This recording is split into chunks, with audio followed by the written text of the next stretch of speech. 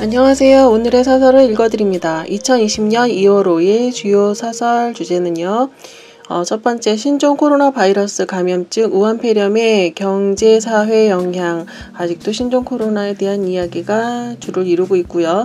두 번째는 싱하이밍 신임 주한 중국 대사의 신종 코로나 한국 대응에 대한 압박성 발언. 무슨 이야기를 했는지 궁금하시고요. 자, 세 번째는 자유한국당 비례대표용 위성 정당인 미래한국당 창당 강행.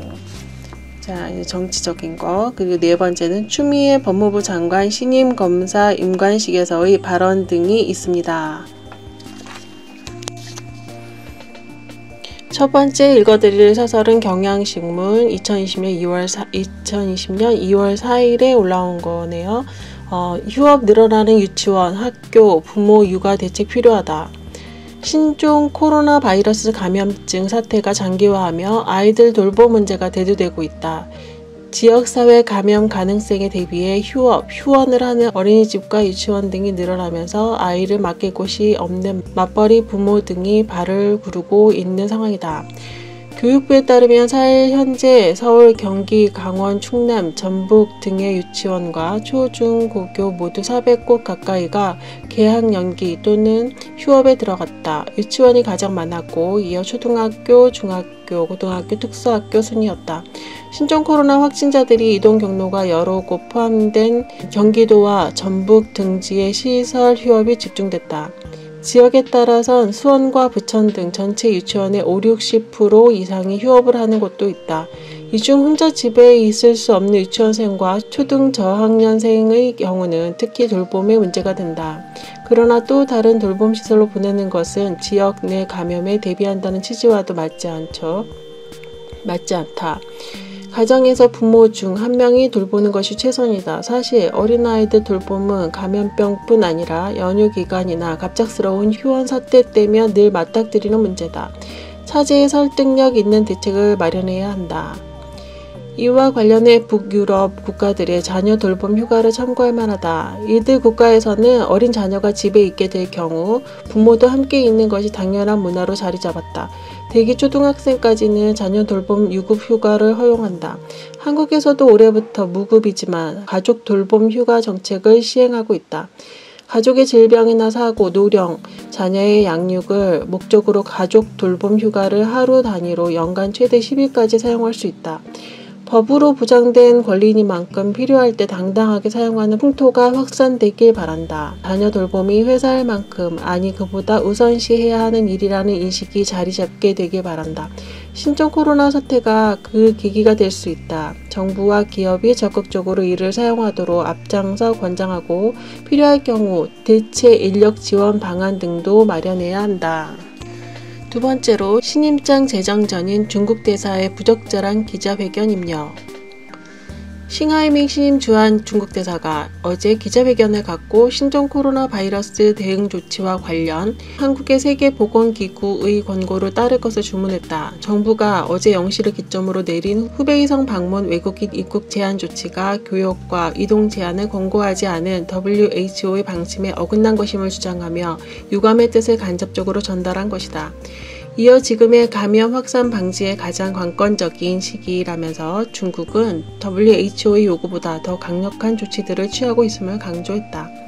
싱 대사의 말처럼 중국은 지금 수도 베이징을 비롯해 주요 도시를 봉쇄에 가까울 만큼 이동 제한하며 상황을 관리하고 있다고 한다.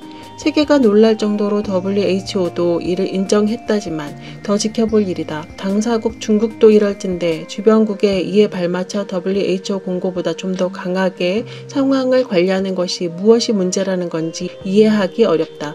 이러한 시기에 중국 각지의 공항에 외국인이 드나드는 것이 중국에나 국제사회에나 무슨 이득이 될 것인가. 실질적 도움이 될 거라 보지 않았다면 대사의 기자회견은 중국의 체면을 세우려는 압박용으로 해석될 수밖에 없다. 북한과 러시아의 국경을 폐쇄하고 홍콩은 육로를 차단했다. 세계 62개국이 어떤 방식으로든 조치를 취했다. 이번 기자회견이 유감인 것은 싱 대사가 문재인 대통령에게 신임장을 제정하는 공식적 절차 전에 이례적으로 이루어졌다는 데 있다. 신임 대사는 한국 정부와 한국민이 이번 사태에 어떤 이해와 동정심을 갖고 움직여 왔는지 먼저 헤아렸으면 좋았을 뻔했다. 한국은 가장 약한 단계의 조치를 가장 뒤늦은 시점에 취함으로써 국민의 안전을 도외시한 채 중국 눈치만 살핀다는 비판을 받고 있다. 한국은 어느 나라보다 중국의 사태를 조속히 수습해 왕래와 교역이 하루속히 정상화되길 바라고 있다는 점을 싱대사는 인식해야 한다. 끝내 위성정당으로 유권자 우롱하는 자유한국당. 경향신문 2월 4일 자유한국당이 4.15 총선의 비례대표 위성정당으로 만드는 미래한국당이 5일 중앙당 창당대회를 연다. 당 대표로는 사선의 원조 친박 한성교 의원을 낙점했다. 그는 지난달 2일 탄핵된 박근혜 전 대통령에게 정말 죄송하다, 용서해달라고 눈물을 흘리며 총선 불출마를 선언했다. 정치를 접었다가 한 달 만에 황교안 대표의 권유를 받고 다시 총선에 뛰어든 것이다. 20일 전 중앙선관위에서 사용금지 통보를 받은 비례한국당 명칭에서 비례만 미래로 바꾸고 끝내 유권자를 우롱하는 위성정당을 강행하는 셈이다. 한 의원은 미래한국당은 비례대표만 내고 한국당은 비례대표를 안 낸 것이라고 모 정당의 한국당 황 대표나 김형오 공천관리위원장 입김이 작용하지 못하는 비례대표 공천을 하겠다고 밝혔다. 그는 미래한국당 창당에는 5명 정도의 한국당 현역 의원이 참여할 것이라고 했다. 위성정당 창당은 소속 의원이 5명의 경우 5억 정도가 지급될 중앙선관위의 1분기 경상부조금 지급일 전에 속도를 내는 것일 수 있다. 당 안팎에서 총선 후보 등록 마감일인 내달 27일까지 불출마 현역 의원 다수가 당적을 옮겨 미래한국당 비례 기호도 2번으로 앞당길 거란 얘기가 뒤따른다. 사실상 하나의 정당이 선거법, 정당법상의 이중 혜택을 받으면서 총선 전 분업, 총선 후 합당이라는 시나리오를 짠 것이다. 정치를 희화한다는 지탄을 피할 길이 없다. 위성정당은 정당의 목적, 조직, 활동이 민주적이어야 한다는 헌법 8조 2항, 정당은 국민의 정치적 의사 형성을 목적으로 한 자발적 조직이라는 정당법을 빈 껍데기로 만드는 발상이다. 위성정당 모태격인 비례한국당은 창당준비위 대표를 한국당 조직부총장 부인이 맡고 소재지를 한국 당사에 두고 창당 자금은 당직자들이 조달했다. 말 그대로 한국당을 모 정당으로 삼고 새로 도입된 준연동형 비례대표 30석만 겨냥한 꼼수 정당이 태동하는 셈이다.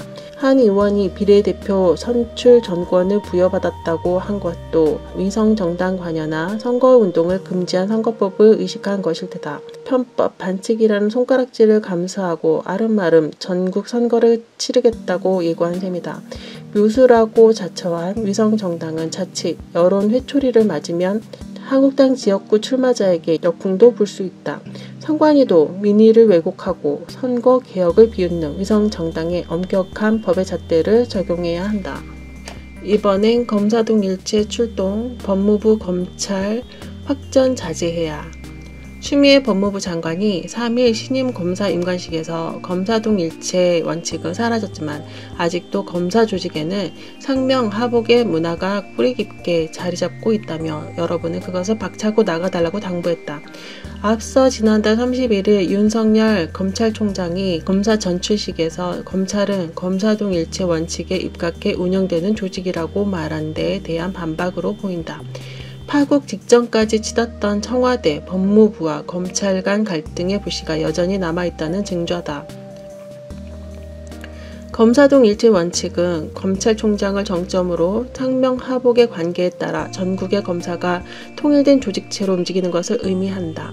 원래 검찰청법에 명시되어 있던 개념이지만 노무현 정부 시절인 2004년 법에서 삭제됐다. 우선 이런 배경을 감안한다면 윤 총장이 검사동 일체 원칙을 언급한 것 자체가 부적절했다. 지금의 상황이 청와대를 겨냥한 수사를 놓고 갈등을 빚는 민감한 시기라는 점을 감안한다면 의도를 가진 발언으로 해석할 여지가 충분하다. 검찰은 전국적으로 균형 잡힌 검찰권을 행사하라는 취지라고 해명했지만 검찰 내부에서는 최근의 수사를 둘러싸고 이견이 있다는 점에서 신중했어야 했다. 추 장관의 발언도 오해의 소지가 없지는 않다. 상명하복 문화를 깨라는 언급이 윤 총장 등 검찰 지휘부에 대한 항명을 선동하는 것으로 비춰질 수도 있기 때문이다. 물론 검찰이 권위주의적인 조직 문화에서 벗어나야 한다는 데는 이견이 있을 수 없다. 하지만 자칫 윤 총장을 압박하는 것으로 보일 수 있다.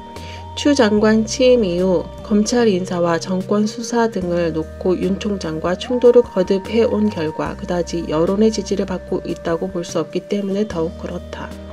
우려되는 것은 법무부와 검찰의 충돌 재현 여부다. 당장 울산시장 선거 개입 의혹과 조국 전 법무부 장관 수사를 담당하는 수사팀 검사 증언을 둘러싸고 갈등을 빚을 가능성이 있다. 현재 우리 사회는 신종 코로나 바이러스 감염증으로 위기에 직면해 있다. 이런 마당에 법무부와 검찰의 갈등이 불거진다면 그 자체가 반사회적 형태다. 추 장관과 윤 총장은 국민에게 불안을 안겨줄 게 아니라 어떻게 갈라진 조직을 하나로 묶을 수 있는지를 고민해야 마땅하다.